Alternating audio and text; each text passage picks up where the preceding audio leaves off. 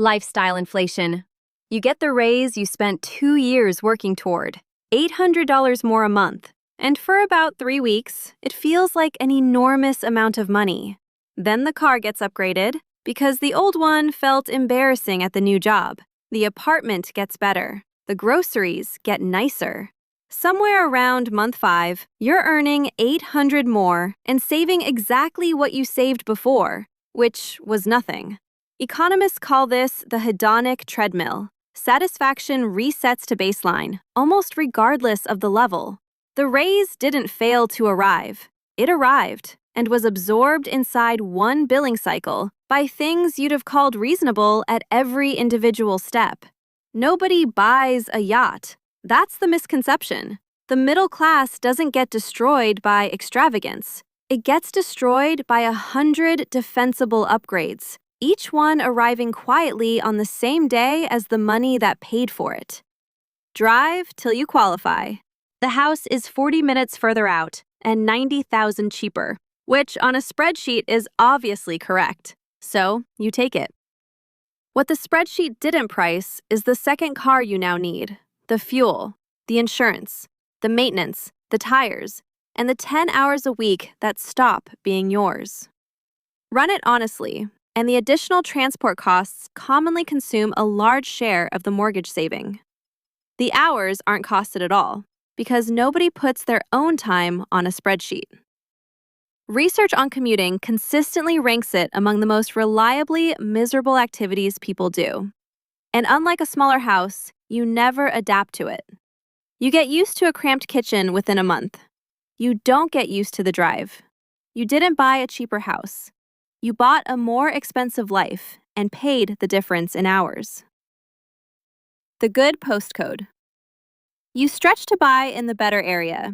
For the schools, for the safety, for the neighbors, all of that is real. What comes attached to it is a reference group. Your children's friends take holidays you can't take.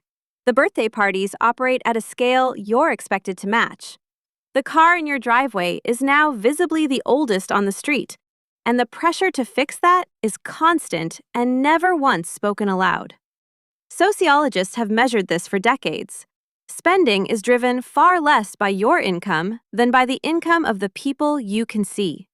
You didn't only buy a house, you bought a peer group, and a peer group sets a price you keep paying long after the mortgage was signed.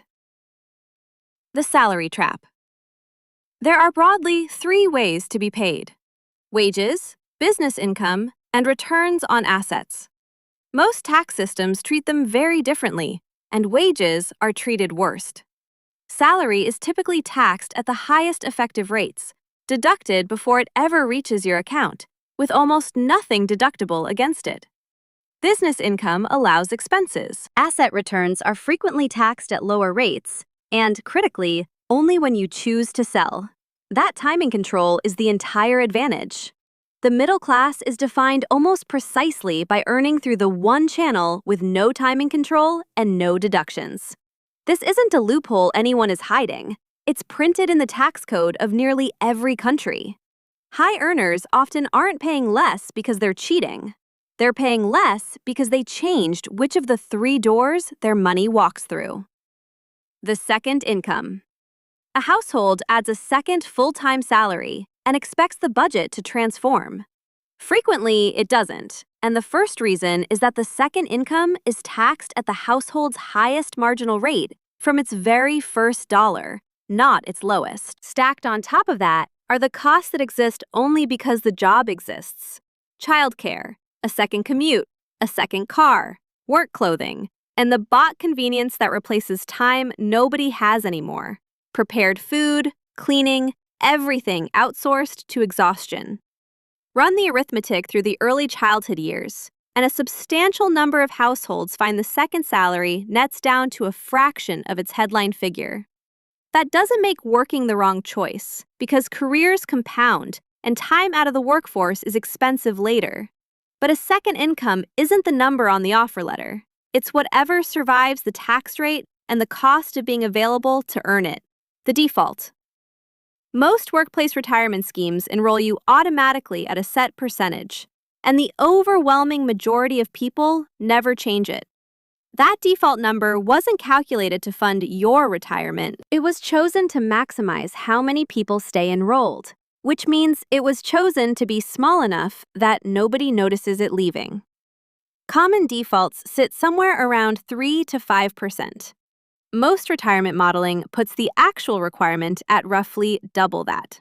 So millions of people contribute diligently for 30 years, feel entirely responsible the whole time, and arrive at retirement with less than half of what they needed. Go and check what percentage you're contributing right now and put it in the comments. The default was never advice. It was a starting point somebody expected you to move, and almost nobody moves it. Waiting for enough. The plan is always the same and always sounds reasonable. Once the debt is cleared, once the raise lands, once things settle down, then you'll start investing properly. The problem is that investing has one input which cannot be bought later. Money invested at 25 and money invested at 35 don't differ by 10 years. They differ by every doubling that would have happened afterwards. At 7%, money roughly doubles each decade, so a decade of delay doesn't remove 10 years of growth. It removes the largest doubling, the final one, when the balance is biggest. The same amount invested at 25 can finish worth roughly double what it becomes if invested at 35. You weren't waiting until you had enough money. You were spending the only ingredient you couldn't earn more of. Investment-linked insurance. Somebody explains a policy that protects your family and builds wealth simultaneously, which sounds like efficiency and is the exact opposite. Products combining insurance with investment routinely carry costs that pure versions of either don't. Commission to the seller, ongoing management charges, and surrender penalties for exiting early. The protection component is usually smaller than a plain term policy costing the same. The investment component usually underperforms a plain index fund costing the same. You're paying a premium for worse versions of both things, bundled. These sit consistently among the highest commission products in personal finance, which fully explains how enthusiastically and how often they get recommended. The rule underneath holds nearly everywhere. Insurance is for protection. Investment is for growth. Anything sold as both is generally being sold because it pays the seller, not you. The buffer. Without savings, everything costs more. Not metaphorically, literally. The tire fails and you can't cover it, so it goes on a credit card at 24%. Rent needs paying early, so you take a fee. The cheaper annual insurance premium is out of reach, so you pay monthly and pay more overall. The bulk price is unavailable because bulk requires cash up front. A novelist once described this as boots theory. The man who can afford good boots buys once, and the man who can't buys cheap boots repeatedly, spending more across a decade while having permanently wetter feet. That's the whole mechanism. The absence of a buffer isn't only a risk, it's a permanent surcharge applied to identical purchases, charged specifically to the people least able to absorb it. Your home as an investment. This is the belief the entire middle class is built on, so it deserves handling carefully, because the house probably is worth more than you paid for it. What that comparison leaves out is everything in between. Across the ownership period, you paid interest, property tax, insurance, maintenance, and transaction costs, both entering and leaving, which combined frequently exceed the nominal gain. Long-run studies of house prices in developed economies find real appreciation, after inflation, is far lower than owners assume, often low single digits annually, before any of those costs. And the deeper issue is structural. An investment either produces income or can be sold without dismantling your life. Your home does neither. You can't spend it while living inside it. A house is a fine thing to own. It simply isn't an investment. It's an expense that occasionally appreciates. The education arms race. Tutoring, coaching, private schooling, the extra classes every other child seems to be doing. Each individual decision is loving and rational, and collectively, it operates as an arms race because the advantage being purchased is positional.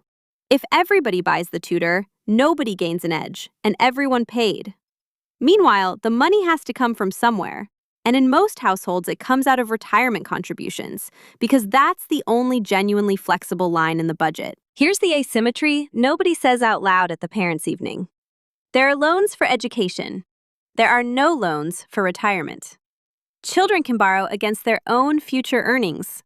You cannot borrow against a future in which you no longer work. Funding their education by defunding your retirement doesn't remove that cost from your family. It moves it forward 20 years and hands it to them. One income stream. A salary feels like the safest thing a person can possibly have. And structurally, it's the least diversified position most people will ever hold. One employer, one industry, one skill set, and one decision taken in a meeting you're not invited to. Nobody would accept an investment portfolio holding 100% of their money in a single company. And yet, that's the precise shape of a household living entirely on one job. The risk stays invisible for years because salaries feel continuous, right up until the quarter they aren't. Redundancy doesn't arrive gradually. It arrives on a Tuesday. Your job isn't the opposite of risk. It's a heavily concentrated position in one company that happens to pay you monthly. And concentration is the exact thing every investor is warned about. And this is the trap sitting underneath all the others, and it's currently in your hand. Every spending decision you make is calibrated against what looks normal. And for the whole of human history, normal was set by the 200 people you physically knew. That stopped being true. Your sense of normal is now assembled from a feed built specifically to hold your attention, which means it's disproportionately composed of people spending more than you in better places on better things. You're not seeing a random sample of anyone's life. You're seeing the top few percent of everybody's, edited, and your brain quietly files it as the middle. The result is enormous numbers of people who feel behind, while being statistically fine. The middle class doesn't have a spending problem. It has a comparison problem. And the comparison set got replaced while nobody was looking.